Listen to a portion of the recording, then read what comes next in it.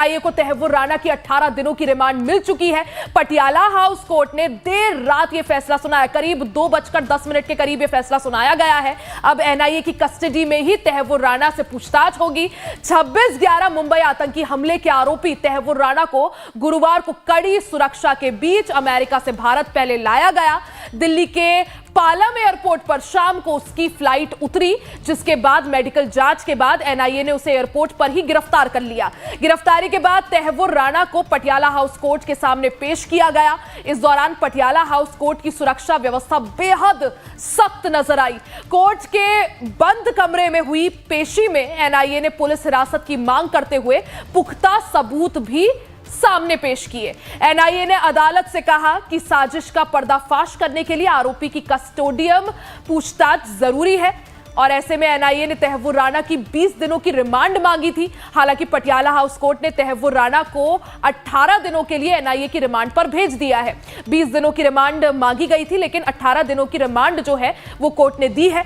Court से remand मिलने के बाद अब तहव्वुर राणा को एनआईए मुख्यालय लाया गया है। एनआईए की टीम अब राणा से पूछताछ करेगी। तो देखिए, तहव्वुर राणा मामले में अब तेजी से काम आगे बढ़ रहा है। एनआईए ने पहले तहव्वुर राणा को गिरफ्तार किया, अदालत के सामने पेश किया। दिल्ली की पटियाला हाउस कोर्ट में तहव्वुर राणा को पेश किया गया। इस दौरान एनआईए टीम यानी नेशनल इन्वेस्टिगेशन एजेंसी, जो कि शुरुआत से ही इस मामले की जांच में जुटी हुई है, कई सबूत जो है एनआईए ने हासिल किए थे, उनको अमेरिकी अदालत में भी पेश किया गया। लंबी लड़ाई के बाद अब तहव्वुर राणा को उसके गुनाहों की सजा जल्द मिलने वाली है और इसी कड़ी में तेजी से जांच आगे बढ़ रही है। पूछताछ जो है वो अब तहव्वुर राणा से की जाएगी। बीते दिन ही तहव्वुर राणा जो है उसे अमेरिका से भारत लाया गया। एयरपोर्ट पर गिरफ्तारी के बाद अब तहव्वुर राणा से पूछताछ के लिए एनआईए पूरी तरह से तैयार है। अब देखिए, अब सवाल यह उठता है कि आखिर तहव्वुर राणा पर आरोप क्या क्या है, तो जल्दी से वो भी आपको समझा देते हैं कि आखिर क्या कुछ आरोप तहव्वुर राणा पर इस दौरान लगे हैं। देखिए, डेविड कोलमैन हेडली जो कि इसमें मुख्य आरोपी था, हेडली और इजरायली इलियास कश्मीरी के साथ मिलकर हमले की योजना बनाई थी। पाकिस्तान में बैठे आतंकी के आकाओं को हमले को अंजाम देने में मदद की थी। तहव्वुर राणा ने डेविड हेडली और दूसरे साजिशकर्ताओं को फंडिंग भी की थी। सिर्फ इतना ही नहीं, उसने गलत जानकारी से हेडली के लिए भारत की वीजा भी हासिल की थी और तभी हेडली मुंबई में रेकी करने आया था। तहव्वुर राणा पर खुद अहमदाबाद में रेकी करने का भी आरोप है। तो देखिए, ये सभी आरोप जो तहव्वुर राणा पर लगे हैं 26/11 आतंकी हमले के, तहव्वुर राणा पर खुद अहमदाबाद में रेकी करने का भी आरोप है। साथ ही जो मुख्य आरोपी है इस मामले का हेडली को भी तहव्वुर राणा ने जो है फंडिंग की थी। इस पूरे आतंकी हमले के लिए फंडिंग तहव्वुर राणा ने की थी।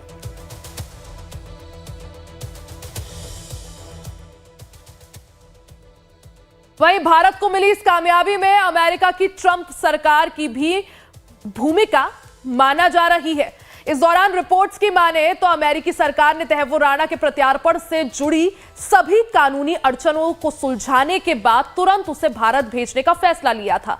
फरवरी में अमेरिकी राष्ट्रपति डोनाल्ड ट्रंप और प्रधानमंत्री नरेंद्र मोदी की वॉशिंगटन में मुलाकात के दौरान भी ट्रंप ने तहव्वुर राणा को एक बेहद खतरनाक आदमी बताया था और कहा था कि उनकी सरकार ने राणा को भारत को सौंपने की मंजूरी दे दी है।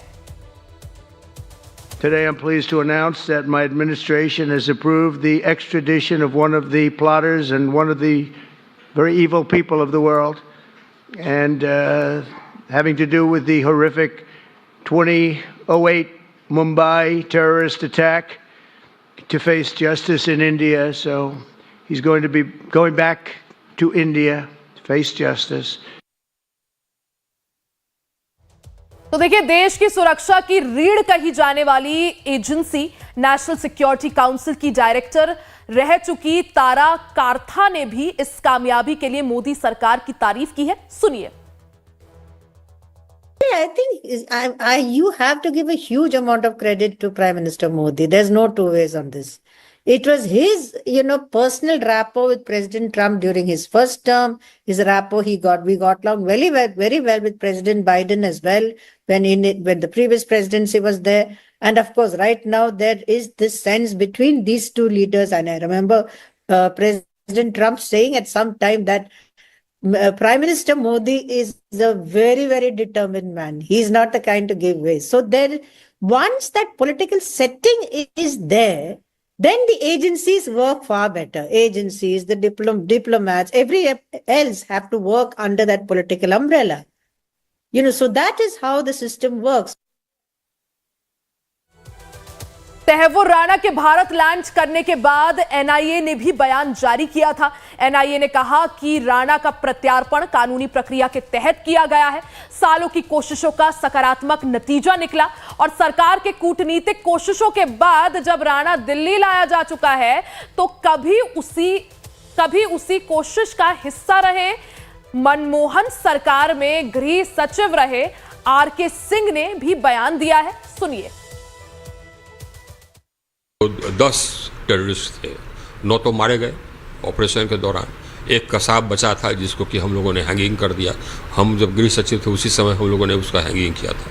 लेकिन उसके जो प्लानर्स थे, जो सब पाकिस्तान में बैठे हुए हैं, जो कि इसको जैसे कि हमने कहा, जो इसके बारे में कंसीव किए, प्लान किए, लोगों को चुने, उसको ट्रेनिंग दिए, पूरा प्रोफेशनल ट्रेनिंग दिए, 2 चरण में ट्रेनिंग दिए, कहाँ कहाँ ट्रेनिंग दिए इसकी भी जानकारी हम लोग को है। और एक आर्मी मैन ने ट्रेनिंग दिया, उसके बाद फिर लॉन्च किए इक्विपमेंट दे करके, वेपन्स दे करके। चाइनीज़ ग्रेनेड्स थे इसके पास, AK-47 थे। चाइनीज़ ग्रेनेड तो कहीं पाकिस्तान से ही आया होगा, और तो कहीं चाइनीज़ ग्रेनेड मिलेगा नहीं आपको। और अटैक के दौरान पल पल इनका डायरेक्शन होता रहता था वहाँ कराची में जो कंट्रोल रूम है उससे।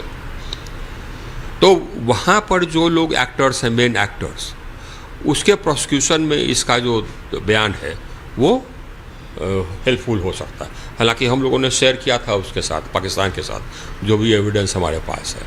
और पाकिस्तान ने लखवी को कुछ दिन के लिए जेल में भी रखा था।